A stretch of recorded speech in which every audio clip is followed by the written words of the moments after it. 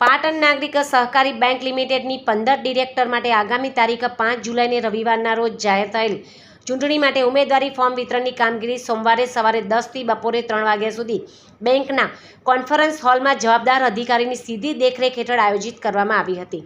પાટણ નાગરિક સહકારી બેંક લિમિટેડના ડિરેક્ટર તરીકે ચૂંટણી લડવા ઈચ્છુક 116 ઉમેદવારોએ ફોર્મ ફીની રકમ ₹100 ચૂકવી ઉમેદવારી ફોર્મ મેળવ્યા હોવાનું સૂત્રો તરફથી જાણવા મળ્યું છે।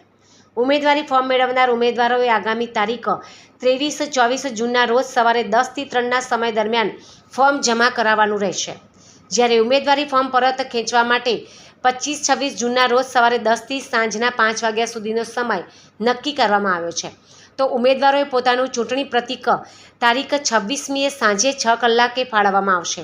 જો ચૂંટણી બિનહરીફ ન થાય તો તારીખ 5 જુલાઈ સવારે 8 થી બપોરના 2 કલાકના સમય દરમિયાન શહેરની MN હાઈસ્કૂલ ખાતે ચૂંટણી યોજાશે અને આ ચૂંટણીની મતગણતરી આ જ દિવસે સાંજના 4 કલાકે હાથ ધરી પરિણામ જાહેર કરવામાં આવશે તેવું સૂત્રોએ જણાવ્યું હતું।